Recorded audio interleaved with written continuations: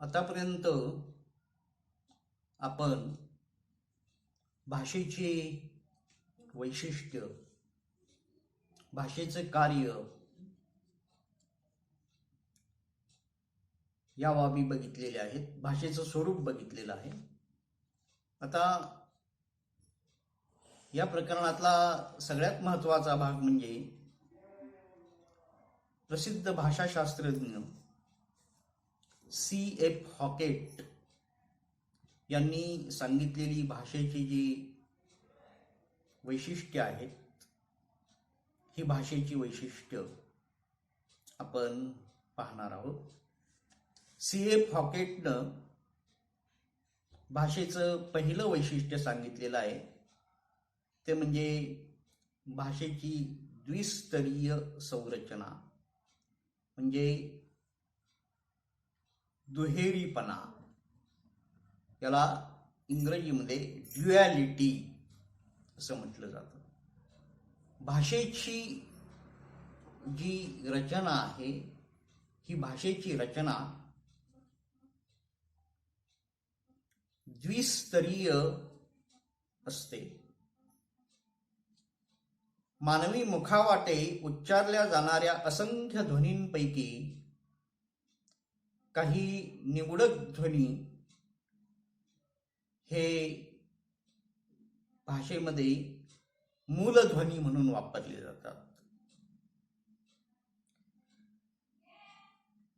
आणि मूलध्वनींचा विचार आपण मागच्या काही भागांमध्ये केलेला आहे. ते म्हणजे भाषेमध्ये साधारणतः कमीत कमी 30 ते जास्तीत जास्त 70च्या दरम्यान मूलध्वनींची संख्या ही असते. हे मूलध्वनी म्हणजेच त्या भाषेतली अक्षरं असतात. ही अक्षरं किंवा वर्ण प्रत्येक भाषेनुसार वेगवेगळी आणि कमी अधिक असतात. या मूलध्वनींची साधारण संख्या 30 ते 70 आहे. आणि या मूलध्वनींची जुळणी करून अर्थघटक म्हणजेच शब्दांची निर्मिती केली जाते. हे मूलध्वनी स्वतंत्र असतात, त्यावेळी त्यांना काहीही अर्थ नसतो. उदाहरणार्थ न, अ, क, आ या मूलध्वनींना स्वतंत्रपणे मराठी भाषेत काहीही अर्थ नाही. परंतु या मूलध्वनींची न अधिक आ अधिक क अधिक अ अशी जुळणी केल्यानंतर नाक असा शब्द तयार होतो. आणि नाक म्हणजे मानवी शरीरातला तोंडावरचा एक अवयव. तसंच क अधिक आ अधिक न अधिक अ कान म्हणजे ऐकण्याचा अवयव. द अधिक आ अधिक त अधिक अ म्हणजे तोंडात जे असतात ते दात असं. पण नुसतं द म्हटलं तर आपल्याला काही कळत नाही. नुसतं त म्हटलं तर आपल्याला काही कळत नाही. त्यासाठी काय असावं लागतं, तर वेगवेगळे मूलध्वनी एकत्र येऊन त्याचा शब्द तयार व्हावा लागतो. तरच आपल्याला अर्थ प्रतिपादन होतं, अन्यथा होत नाही. म्हणजेच मूलध्वनी एकत्र आल्याशिवाय शब्द तयार होत नाहीत. मानवी भाषेतील मूलध्वनींचा मर्यादित साठा हा भाषेतील एक स्तर आणि त्याची अर्थपूर्ण नियमबद्ध जुळणी करून संदेशवहनासाठी यथार्थ रूप सिद्ध करणं हा भाषिक संरचनेचा दुसरा स्तर आहे. आणि ही द्विस्तरीय संरचना हे भाषेचं मूलभूत आणि महत्वाचं वैशिष्ट्य आहे. पहिला स्तर कुठला? तर पहिला स्तर म्हणजे मूलध्वनी आणि दुसरा स्तर म्हणजे या मूलध्वनींपासून तयार झालेले अर्थपूर्ण शब्द. एवढंच या मुद्द्यामध्ये आहे. या पलीकडं या मुद्द्यामध्ये दुसरं काहीही नाही. या वैशिष्ट्यात हेच आहे. आणि सगळ्यात महत्वाचं म्हणजे हे मूलध्वनी कमीत कमी 30 आणि जास्तीत जास्त 70 असतात. दुसरं वैशिष्ट्य जे आहे ते म्हणजे निर्मिती क्षमता, प्रोडक्टिव्हिटी. भाषा ही निर्मिती क्षम आहे. व्यवहारामध्ये संदेशन केवळ सुट्या सुट्या शब्दांनी किंवा भाषेसाठी निश्चित करण्यात आलेल्या मूलध्वनींच्या उच्चारानं पूर्ण होत नाही. तर यासाठी भाषेमध्ये ध्वनींच्या शब्दांच्या जुळणीला महत्व आहे. प्रत्येक भाषेमध्ये निवडक ध्वनींचा वापर करून लाखो शब्द वाक्यांची निर्मिती करता येणं ही भाषेची निर्मिती क्षमता आहे. जीवनात पूर्वी कधीही न ऐकलेलं वाक्य व्यक्ती निर्माण करू शकते. न ऐकलेलं वाक्य निर्माण करू शकते म्हणजे काय करू शकते? ते कोण करतं? ते लेखक, कवी वगैरे करू शकतात. सामान्य माणूस नाही करू शकत. उदाहरणार्थ बाबा बोरकरांच्या कवितेतले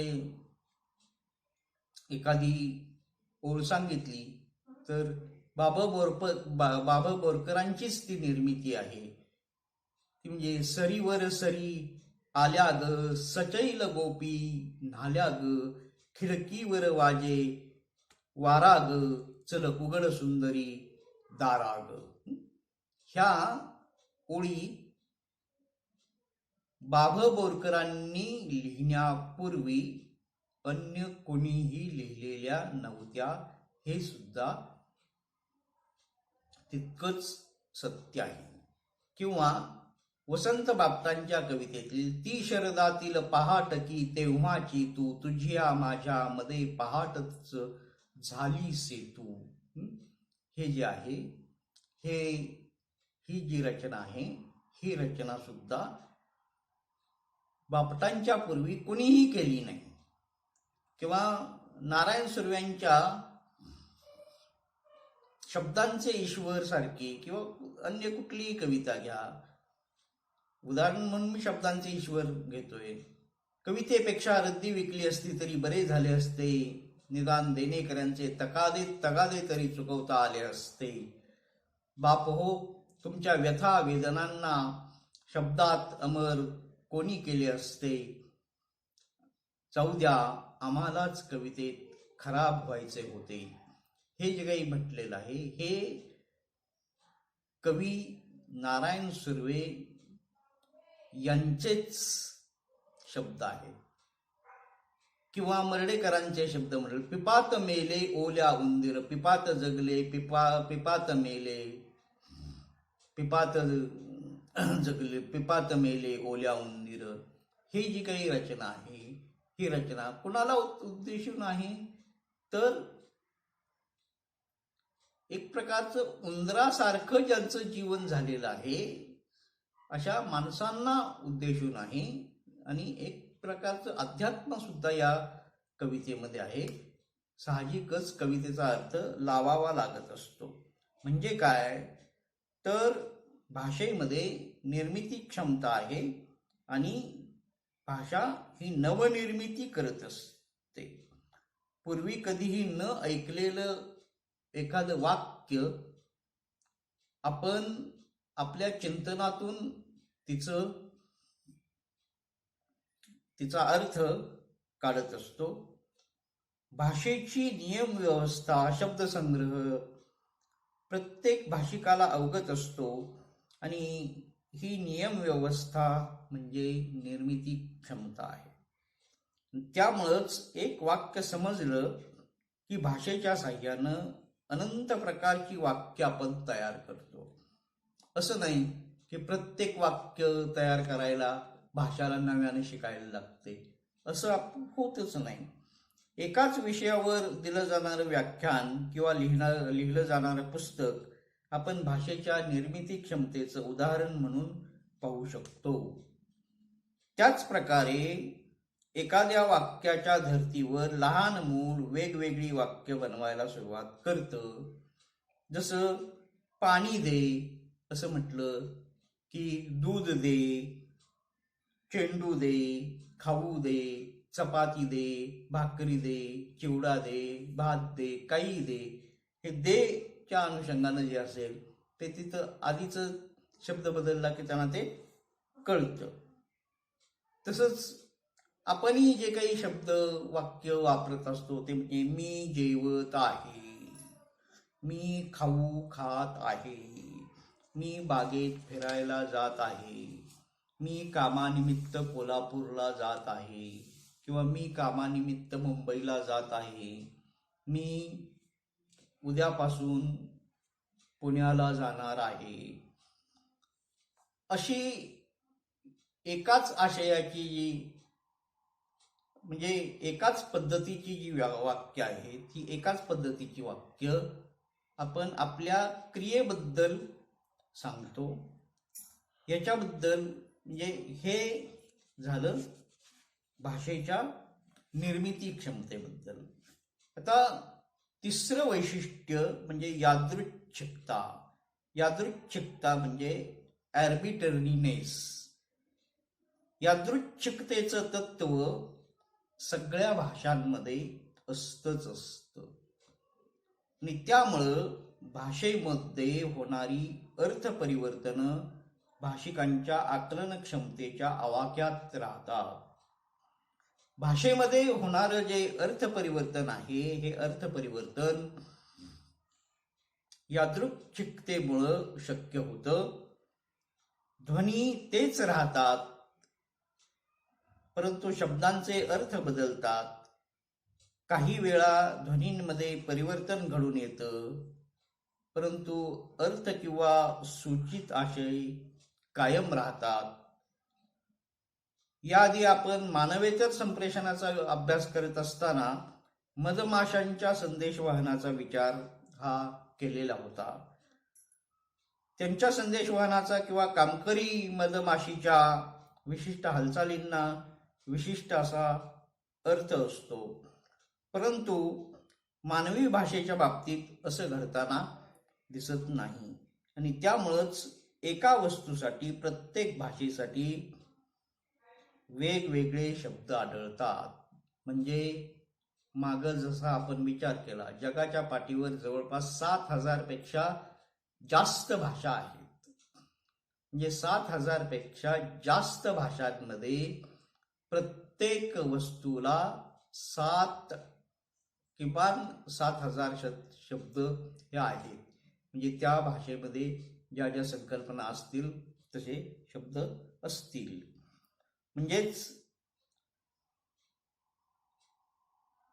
प्रत्येक भाषेत वेगवेगळे शब्द आहेत. नादानुकारी शब्द सारखेच असते तर क्रो आणि कावकाव यात काही फरक सापडला नसता. पण मराठीत कावळा कावकाव ओरडतो,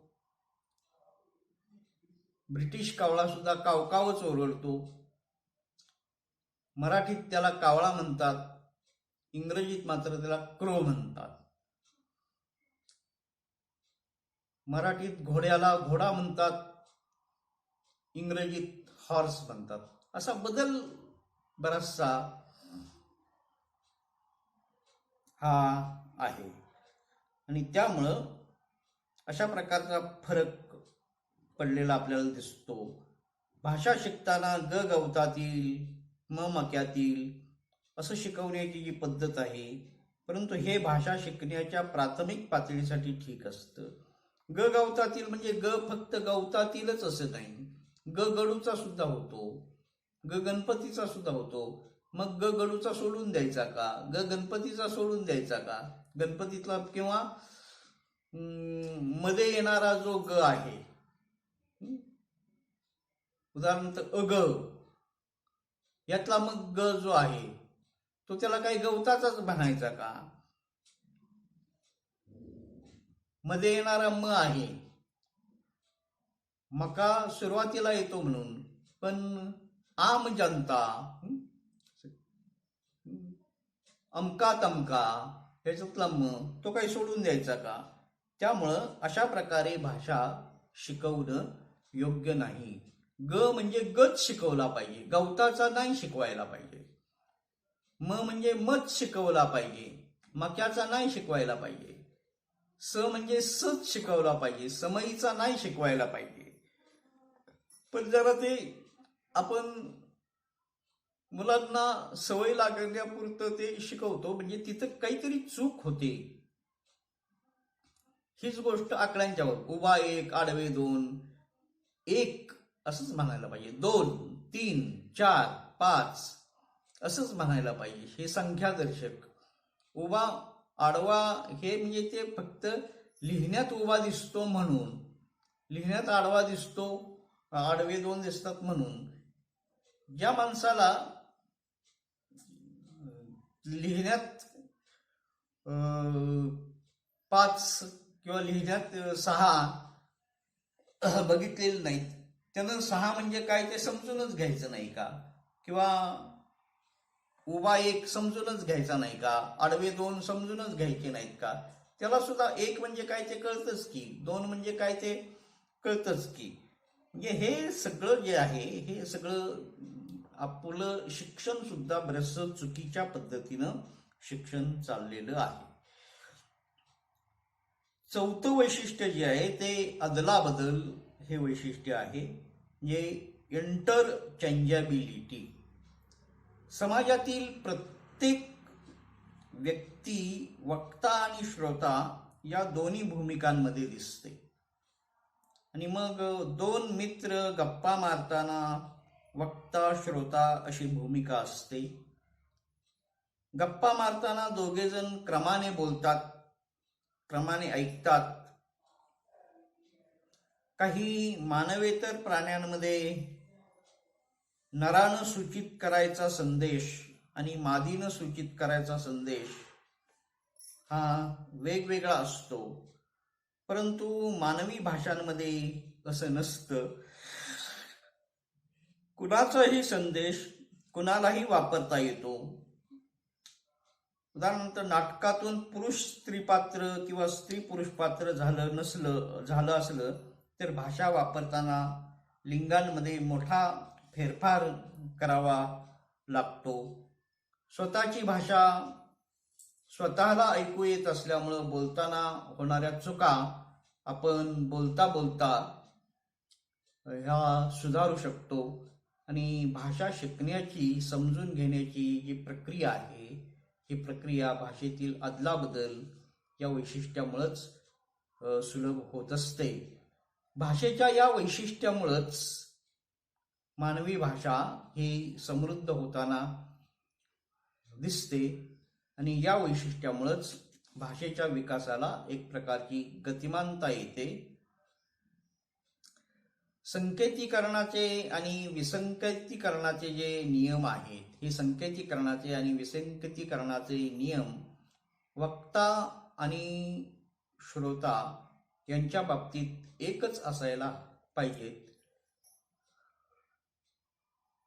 नियंत्रकाप्रमाणे भाषा हे कार्य करत असते. प्राण्यांमधलं संदेशन साधारणतः एकाच दिशेनं होत असतं. उदाहरणार्थ हरणाने जे डरकाळी फोडली किंवा वाघ पळत सुटला असं होत नाही, तर वाघ डरकाळी फोडतो आणि हरण पळत सुटतं, हे योग्य आहे. हरण कधीच डरकाळी फोडत नाही. हरण विशिष्ट आवाज काढतं आणि वाघ मात्र डरकाळी हे फोडत असतो आणि प्रत्येक वाघ डरकाळीच फोडतो. पण त्या डरकाळीला त्या प्रत्येक भाषेत डरकाळी असं म्हटलं जात नाही. मराठीत डरकाळी म्हटलं जातं. सिंहानं केलेला आवाज याला मराठीत गर्जना म्हटलं जातं. अन्य भाषांमध्ये अन्य दुसरी नावं ही आहेत. इथपर्यंत आपण आत्तापर्यंत 4 वैशिष्ट्य पाहिलेली आहेत CF हॉकेटची. राहिलेली जी वैशिष्ट्ये आहेत ती आपण नंतरच्या भागामध्ये बघू.